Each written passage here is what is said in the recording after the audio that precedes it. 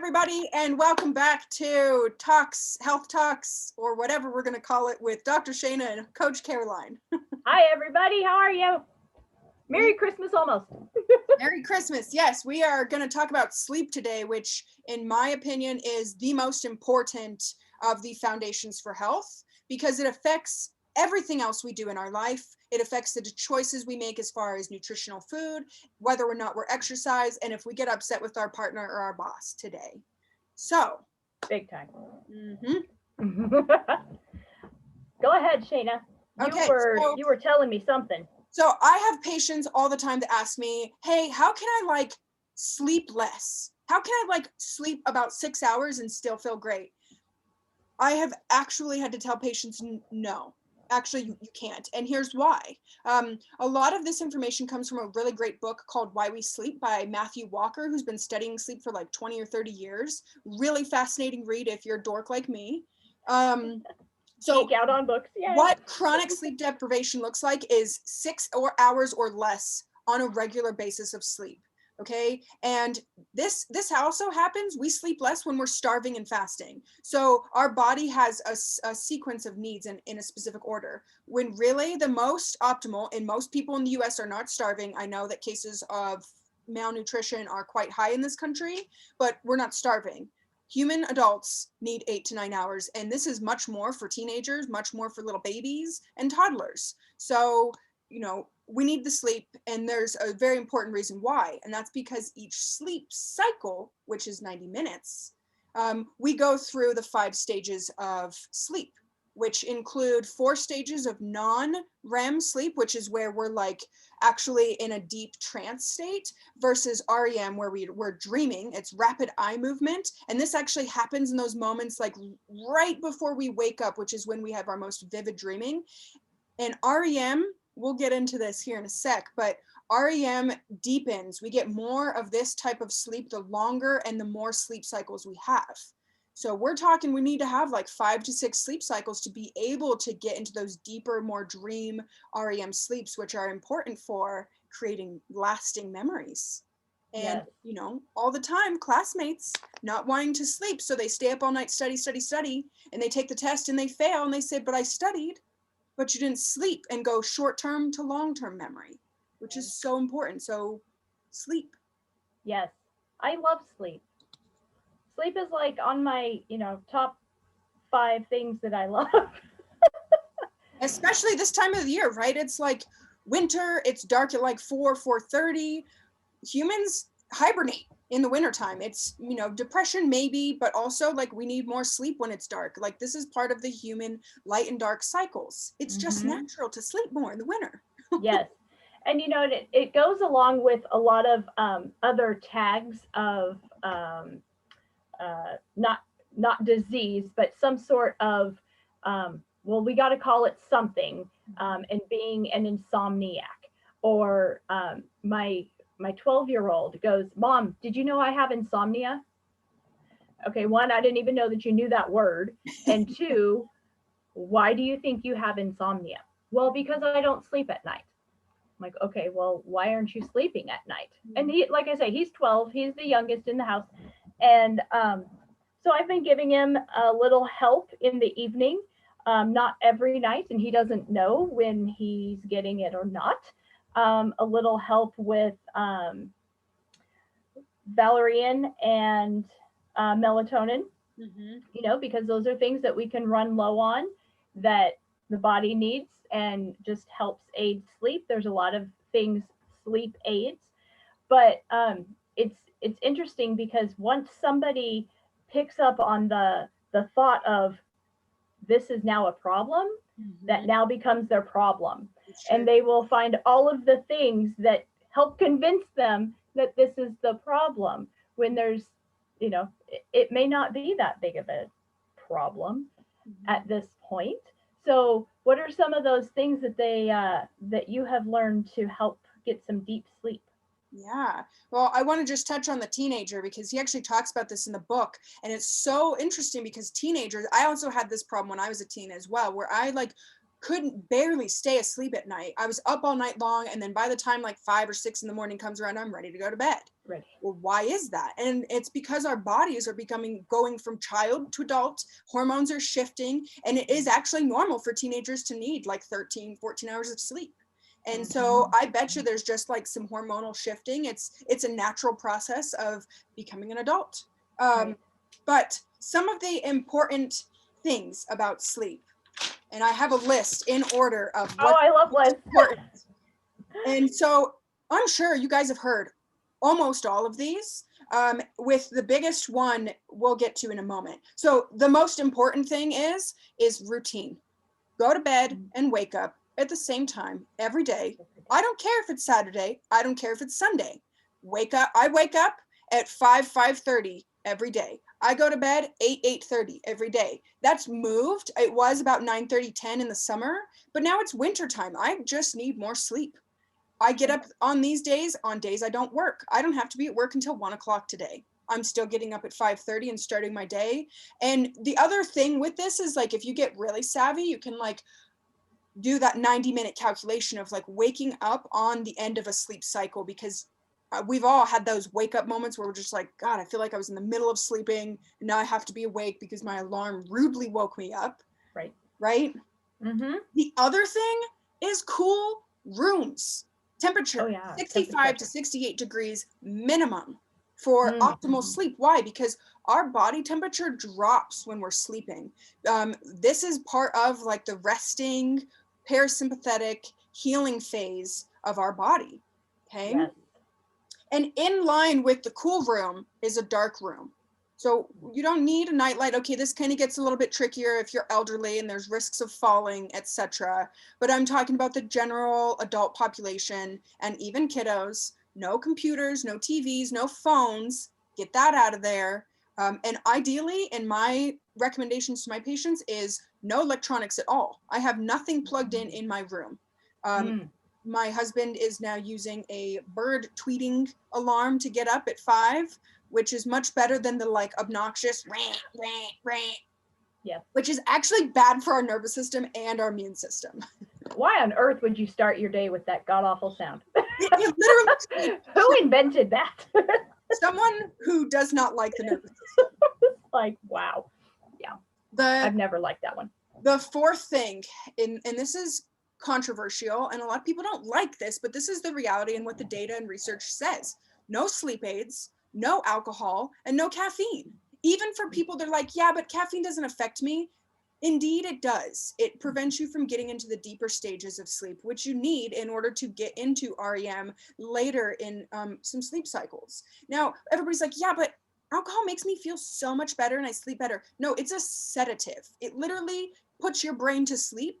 Your brain is way more active when you're sleeping than when you're even watching television. So you sedated your brain. Your brain isn't able to process memories into from short term to long term, deal with problem solving. Like we deal with so much when we're sleeping. Like, man, I had this fight with my boss. I don't know what I'm going to do about this project that feels very overwhelming. And my brother, oh my gosh, we do all of this emotional problem solving when we're sleeping. When we drink alcohol, when we take Ambien or Xanax or fill in the blank with other pharmaceutical drugs of your choice, does not get you the deep REM sleep that we so need for being optimal, towards like perfecting our ways of being. Like I mentioned earlier, like the academic success, your physical exercise, body weight, or whatever weight training person, athlete, you need your sleep. You need your recovery. You've got to recover. And one last thing that's the most important, top 5, avoid staying awake. So I do have some patients that have insomnia and they have a hard time staying asleep. So then they wake up and it's like, oh my God, it's 1 a.m. And then they just like look at the clock and it's 1:05 and then it's 1:07 and they're just like getting more agitated. What I recommend to do, and I know this is hard because you're cozy in bed, is to get out of bed, go into another room, read a book, listen to light music, meditate maybe if that's for you. One of the things I love to do is like open a book of poetry or some other inspiring philosophy or religious text and just open it. And I call this book yoga. And this is where it's like, what was I supposed to be learning that I didn't learn today? And it's like, oh man, this passage, like, oh, this poem really like, And now I'm feeling more relaxed and ready to go to bed and go back to bed. Yeah, a couple things I really love about your list, Shayna, is the temperature piece, and along with the parasympathetic nervous system. And that's one reason why I'm a advocate for cold plunging, if that's something that people are interested in. But that letting your body relax and letting it get out of the flight syndrome and just being calm and let your body restore itself. And that's what happens. That's why when babies are sleeping, I've had a few babies in my day, and when babies are sleeping, like, you don't have to have it all warm and bundle them up and all this. Their body temperatures are very good at regulating their body temperature into that perfect sleep state. And and they need that because they're growing, they're developing, they're all of their systems are starting to connect. Excuse me. And that's when you see all of this growth. Same thing with teenagers. Is that's when they're going to be growing too. I just took a picture this morning of that same 12-year-old where if I stand behind him, you can't see me. My shoulders are a little bit over his, but head-wise, I'm like, I'm as tall as a 12-year-old. Actually, he's as tall as an adult, so whatever. That's right. But that's another important thing. And a lot of times when I have people that are telling me that they sleep all night, but they have no energy. So a couple of things, and then we'll discuss alcohol. When was their caffeine use? Are they getting up to go to the bathroom? Is another little thing that that works in there. And some of that can be with their blood sugar levels. Definitely. Where if they're dipping and their body's like waking them up, or they've had a bunch of carbs that day and they haven't been able to regulate everything that's going on yet. So that's why I really almost require, you can't require, compliance is everything, but I highly suggest when I'm working with a client that is part of their journaling, is how they are sleeping, when they're going to bed, what time they're getting up, how much sleep they actually got, and how they're feeling throughout the day. Are they still needing that, are they having that 2:00 crash time? And I'm an advocate for, if you're in a position to sleep during the day, take a little nap. I mean, you've got to listen to your body. Definitely. And say, if you are tired, you go to sleep. Now, always, and it's something I always did with my children too, is when it's bedtime, you sleep in your bed. Because that is what bedtime is for. And so, get the electronics out, do all of that other stuff. But this is where, when you lay down, you have the same smells, you have the same feelings. This is sleep. And it just goes along to with the whole scheduling your sleep. So then you end up waking up before your alarm a lot of times, or you're laying there like, and then the alarm goes off. Exactly. Yeah, I love your list. Yeah, it's really, and you brought up something that is really important, and that is blood sugar regulation. And that is, our body is really smart. And if we're waking up because our blood sugar is dipping too much because we have metabolic syndrome, or we had too much sugar after Thanksgiving, or whatever it is, I'm not here to shame you. I'm just here to say, hey, your body says this is scary. I don't like this feeling. I'm going to wake you up. So what I recommend for patients that have those hypos or hypoglycemia attacks, the dip in blood sugar, is actually to take about half an apple, cut up, and dip it in some like nut butter.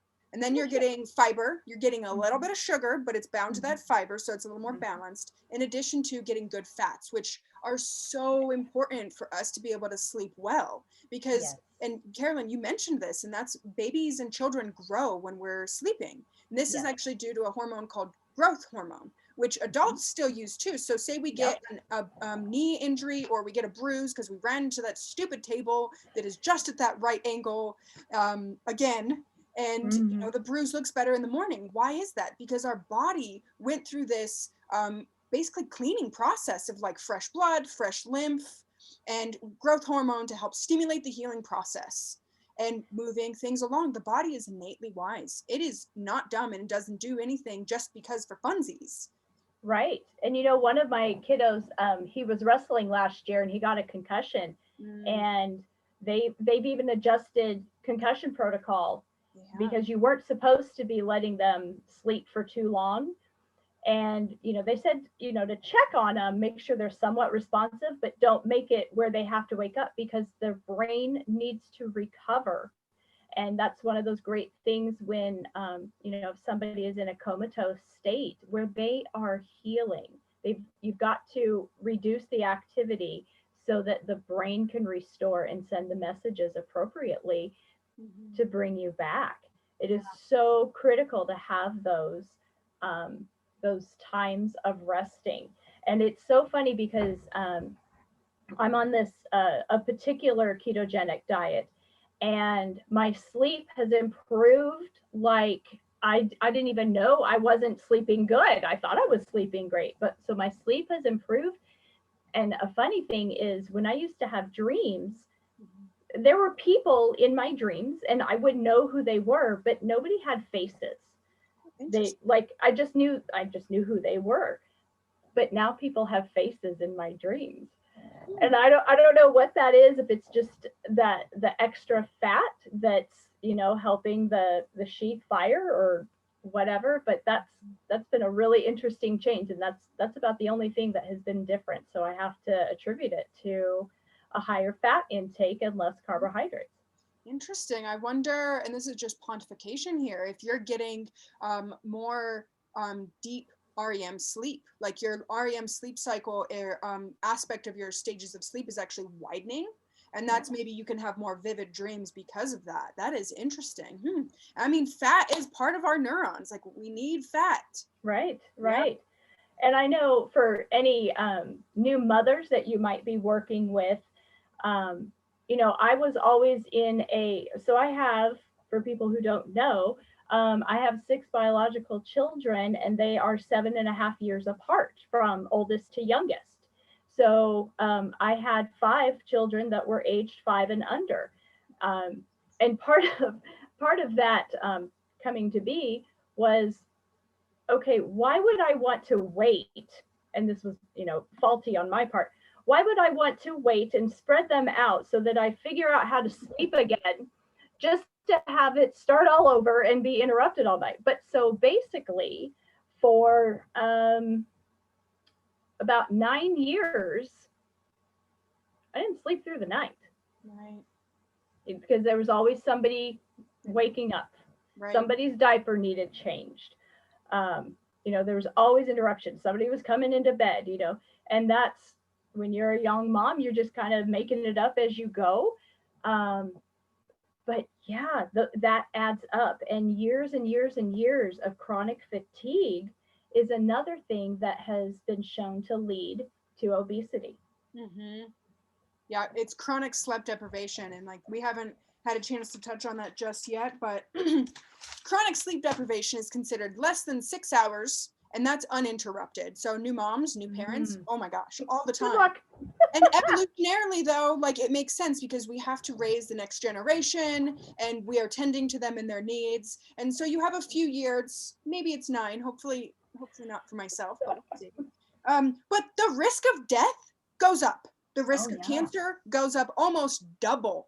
Wow. By having chronic sleep deprivation, cardiovascular disease, weight gain, on all of this is because we have a decreased immune response, which is part of the cancer thing, right. Dementia, increased inflammation, which is part of the weight gain, and increased emotional liability. Tell me what medical condition doesn't fit into some variety and flavor of these, because right. I really think that everything traces back to how's your sleep. Oh, you go to bed at 11 o'clock and you wake up at 4 because you're a truck driver? You're not getting enough sleep. And something I also wanted to talk about is like, okay, I'm a morning person. I've pretty much always been a morning person. And in Matthew Walker's book, he did a really good job of like talking about the different, they're called chronotypes of people. Okay, so morning type, myself, We do better when we wake up at like 5 to 6 in the morning. That's just the way it is. And go to bed a little earlier. And evolutionarily, this actually makes sense too, that we would have different chronotypes of sleep people, because then we are less vulnerable to predators when we're sleeping. So then we have people like my friend who prefers to wake up at around 11 o'clock in the morning, and she doesn't like to go to bed until like well into after midnight. Okay, so she's still getting that sleep, but she is also the protector, the night owl that's protecting us while Carolyn and I are sound asleep. Thank you. And so there's about 40% of us that are the morning people, 30% are the night owls, and then there's another 30% that's somewhere in between. And again, it's just like remedying the fact that we come from like tribal people that used to sleep outside, and like we had lions and tigers and goblins coming after us, right? Yes. But just one night of sleep deprivation decreases our immune function, specifically our innate immune system, which is incredibly important right now when we have a crazy pandemic virus running around, by 70%. 70. And that's not including all the sugar that we're eating that also suppresses our immune system for several hours after the fact. And this is well documented at this point. And I'm, again, not shaming. I love a good piece of pie and I love a good cookie. Cookies are my weakness. Just giving information out there. Right. Does he touch on shift workers by chance, and how he sure you can't does. make up sleep? No, you can't make up sleep. And shift workers, man, their health outcomes are atrocious. And again, like the 9 to 5, the shift workers, like we need to have maybe the night owls working those jobs that are the shift. But like cardiovascular disease, cancer rates, dementia rates in shift workers are off the charts. I don't have the specific statistics in front of me, but I mean, health outcomes for those folks are not great. And it's and you think about the age range of most shift workers are younger, and what is being promoted to them in a way that gives you more energy, helps you stay up longer, helps you be alert, so on and so forth. It's usually products full of processed sugar,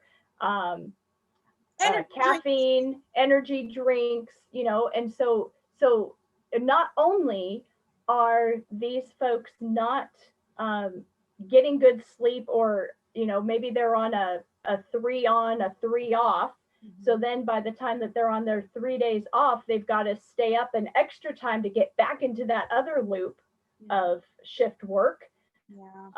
If they're alternating nights and days, 12-hour shifts, our nurses and things like that are running those types of shifts, physicians, even out in the energy working field, when it's around the clock gig, and so you're having no sleep, so you're at this heightened state anyway, and then you're throwing in stimulants and sugars and everything else, so now you're exasperating all of those things that you just mentioned tenfold.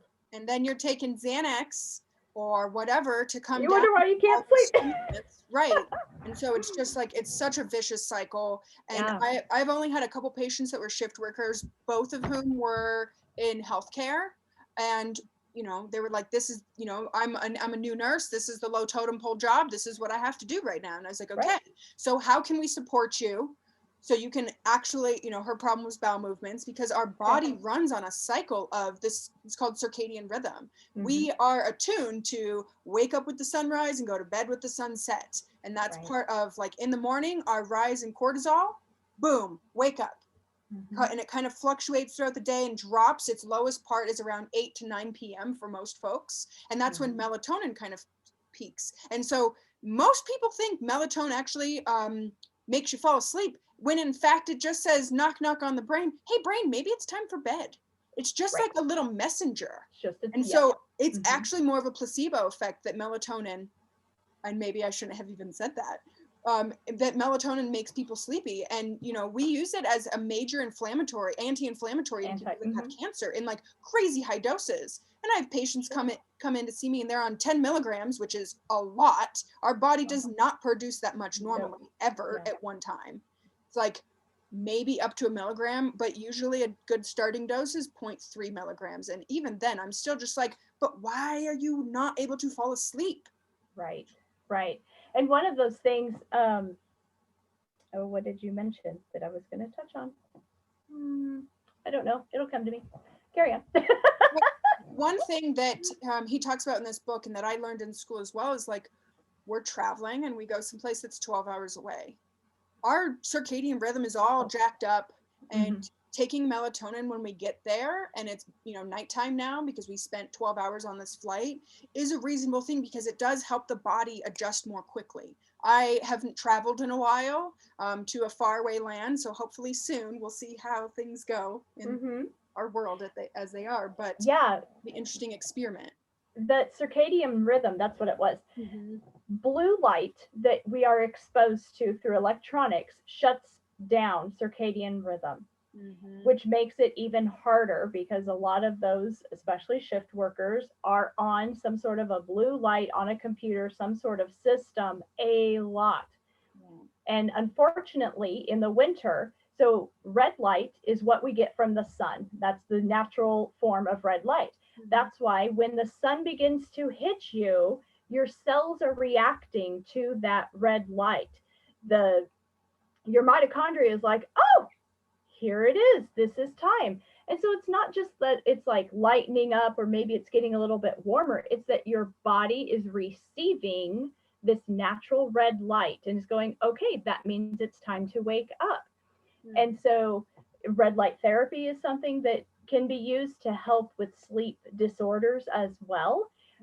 But it's all with that circadian rhythm and what your body, one, is set up for naturally, and then what you then adjust to for your, you know, employment or your whatever you're needing it for. Yeah, that's a really great idea, and that's something that I was wanted to talk about too. Is like, okay, so you are coming off of being a shift worker, or you are one of those people that sleeps until noon and you have a hard time, you're kind of groggy in the morning.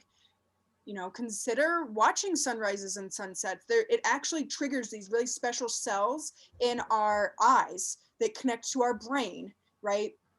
And it says, okay, it's morning, wake up. And the graduation of light increasing and decreasing really stimulates these cells. And like our body, again, I'll say it again, is so innately wise. It's like, oh, this is the time that we're supposed to increase cortisol. This is the time we're supposed to increase melatonin. It's so neat. And so the red light would do the same thing. And then I would add, like, make sure it's graduated. Like it's increasing over time or decreasing over time. Right. And it's so funny because when you think about daylight savings time and the amount of stress and the number of accidents that happen right thereafter, it has nothing to do with the actual time change, but it has everything to do with what you're doing at that time because of the daylight. And, you know, if we were still in a complete agricultural society where we had to go and farm our own crops or work our own land or tend our livestock and everything, those folks are up before the crack of dawn. I mean, because they have so much work to do.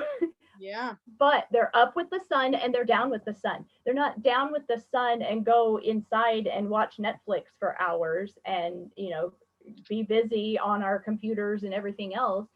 No, they're resting. They're resting, yeah. Shocker. And so then when it gets winter, we're almost on the shortest day of the year, which all I can say is hallelujah, because now the sun's going to be out more. Yep. It'll take a bit, but it is coming back around. You know, just because the clock says it's 8 o'clock doesn't mean that you can't go to bed. I mean, if you're tired, go to sleep. Yeah, and one of my mentors, she said if we had no electricity, most humans would be going to bed around 8 to 9 p.m. And so, but people are like, yeah, but I get my second wind and I feel so good and I don't need to go to bed until midnight. You know what that's actually doing? It's triggering a stress response in your body. Your body says, hey, I told you, I increased melatonin, I made you feel sleepy. We all get that like slump of like, man, I'm just feeling so tired. I'm going to fight it. And then eventually you get like, zing, zing.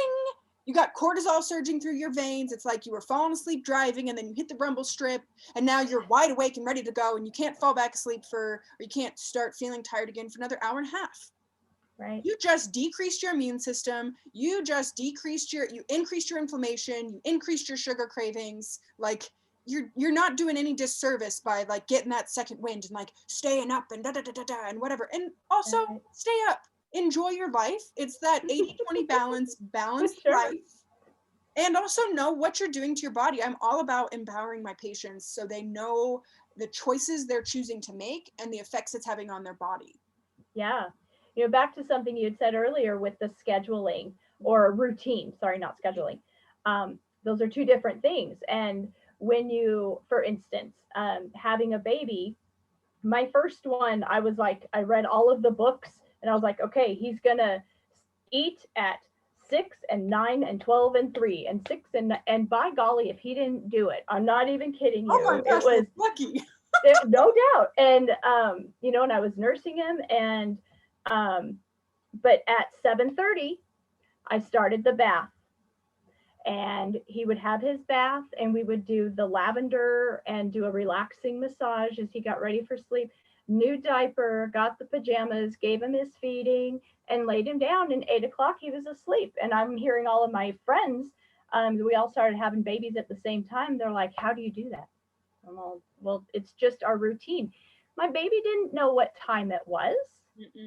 He just knew that through these steps, now it's time to sleep. Exactly. And that's what you need. You know, it's not schedule, because we make schedule be about time.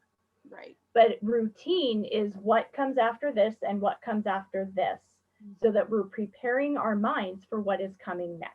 Our brains like to know what's up. They're like, what are you doing to me? You know, and that's so much of a critical piece of holistic healthcare and natural healthcare, because your mind is, you know, it's what you need to have refreshed and ready to go, because it's going to do all of the other things that your body needs it to do. Yeah, absolutely. So I want to share two stories, one briefly, and that's a friend of mine that I've been seeing as a patient, and he wanted to lose weight because he's getting married next year. And I was like, dude, I don't like that goal. I don't like working on that. I don't think it's the right health metric to be comparing. I was like, let's talk about your foundations. Oh, he's getting up 4 times to go pee at night. Okay. Let's shift that. So we shifted just a couple things, no supplements even, just shifting a couple things, making sure he's drinking water first thing in the morning when he wakes up and he's carrying a water bottle. I send him texts, hey, did you bring your water bottle today with you? You know, and, you know, within a week, he started sleeping better and he started feeling better, because we've talked about inflammation. When you're not sleeping, you have more inflammation and a decreased immune system. You know, I think a lot of his weight problems have actually been not being able to get good sleep, and that is increasing inflammation in his body, and he's just holding on to like essentially water weight. And so he's like, man, my clothes are fitting better. And I'm like, this is so cool. Yay. You know, it's awesome to get to see it work outside of working with my mentors and supervisors. And then last year, right around this time, I got really sick. Maybe like the stomach flu or something like that. Christmas Eve, I woke up and I was just absolutely ill beyond belief. And I was supposed to go to a New Year's Eve concert with my husband and a big group of our friends, which I'm glad that we got to do, since that will not be the case this year. And so because I was still healing and I no fever, like I was not sick for all intensive purposes, but I still didn't feel 100%. So there was no drinking, no doing anything I shouldn't have been doing, except I didn't go to bed until well after 2. And I'll tell you, and I'm not even that old, and I don't think it has anything to do with age. I think it's just like I was still recovering from being sick. But going to bed at around 3, 4 in the morning the next day, and then waking up around 10, which is not my usual bedtime at all, I felt like trash. I felt like I had been up all night drinking and partying and, you know, doing things that don't take care of my body. When in reality, the only thing I didn't do was go to bed at my usual time. And that was a really interesting like experiment and takeaway. It's like, wow. So how much of like the staying up late and partying is actually from alcohol as much as in it, or is it from sleeping? And it's like you're compounding because you're not sleeping because you're partying all night on top of putting something that is no neurotoxin into our Right. body. Right. So interesting. Well, in the process that your body is trying to detox itself from everything that you just dumped into it, Exactly. you know, and that for some people it happens faster. Not everybody metabolizes alcohol very quickly. I happen to be a fast metabolizer of alcohol, Me which too. I wish I would have known a long time ago. But anyway, the the effects are pretty funny. But you know, it comes down to a lot of people's personalities too.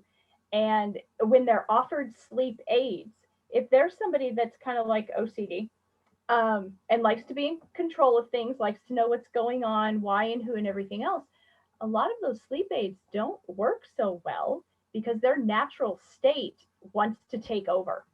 And Interesting. so then you're like, for instance, I tried just to see how it worked, a hemp CBD relax product, Mm-hmm. and it gave me personally one of the worst night's sleep ever because it was like that, still in that state of awareness because my body was confused by this new thing and what's trying to happen here. And so I was in bed all night, but it was an awake asleep, if Mm-hmm. you know, like in your level 1 of sleep, but all night long. So, but that is a study that is out there too about anxiety and anxiousness and what sleep aids or stimulants or destimulation does to Right. somebody that's in that state of mind. Yeah. And and I agree with you. I think natural sleep is a way to go, and not everybody has that ability yet. And that's when I really think you should seek care because it is possible and you don't need that Xanax, even though Xanax is one of the hardest drugs to get off of in my experience. And with that too, it's like we were talking about anxiety.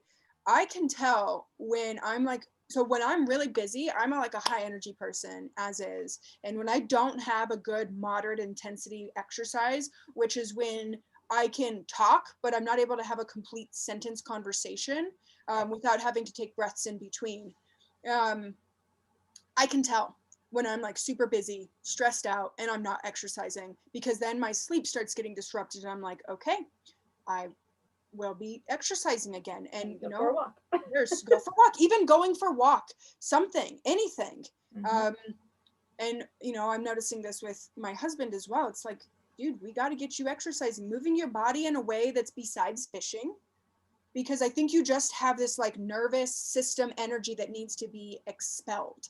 And so Mm-hmm. a lot of times that would be number 6 out of my 5 ways to like increase your great sleep naturally, is like, Mm-hmm. if you're not exercising, really consider that. And exercise is subjective. Going for a walk Sure. is a great form of exercise. It's low impact, it's body weight, blah, Right. blah, blah. And, Well, there's so much free stuff out there on YouTube. 24-hour oh fitness yeah. app is free and Oh they yeah. give you plans. And like, dude, it's awesome. Just Well, and even, sitting on a ball like you're doing, like I'm doing. Yep. How'd you even know? doing that. I just know. Um, even just having a ball to sit on rather than an office chair, um, as one of my courses in my corrective exercise specialty, and we will see this more and more because we are sitting so much, is those tight hip flexors and the IT bands, and how much lower back, hip, and knee pain we're going to start seeing more and more of. Even though people aren't as active, it's because they're not active and they're being so um, Like fixed in one position. sedentary Yeah. and not moving around. But yes, walking, being on a ball, getting even one of those little trampolines, Mm-hmm. a little Those are rebounder great. trampoline. Yeah. Amazing. They make them where they fold up like a taco now, and you slide.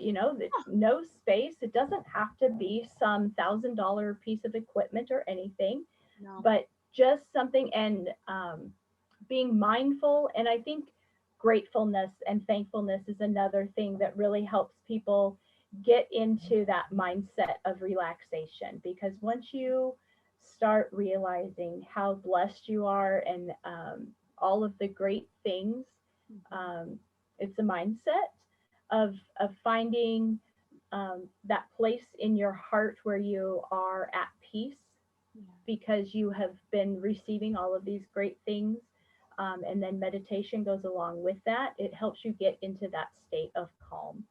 Absolutely. And I think too many people, and exercising too close to bed is something that can be not within 3 hours of bedtime. And I can tell. Right. I can tell if I've been exercising too close. I usually do it first thing in the morning, so it's off my your list. Body temperature up. Yeah, it raises your body temperature up. A lot of people say a warm shower before bed. Warm, but cool it down. Yeah. At the end, again, you want that internal body temperature to be that resting space and not having to cool itself down, because that's an energy producing activity in your body.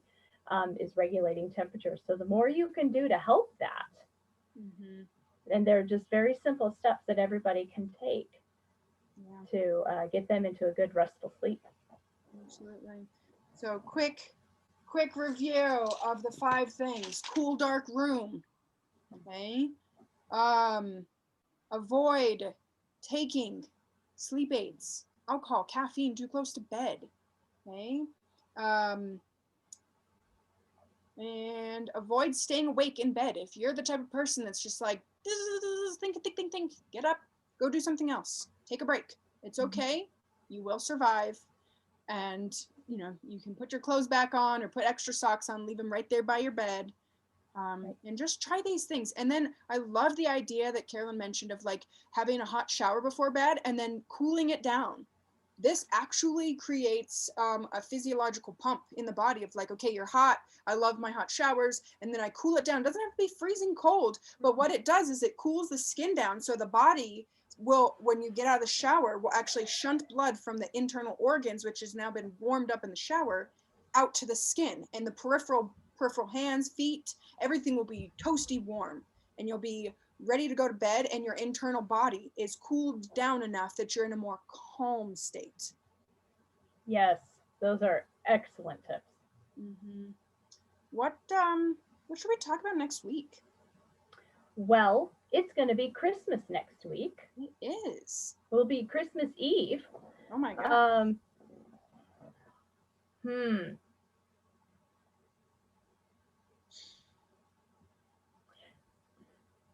There's so many topics to choose from. Diabetes. I mean, okay. How about digestion? Because we're going to be exposed to a lot of sugars and different things. If you are able to go to somebody's house, they might, throw a new food in at you or what have you. But I think digestion might be a good one to hit next week. I like that idea a lot. That's a really okay. Yeah. All right. Well, thanks, Carolyn. That's great. You too. We'll catch you next week.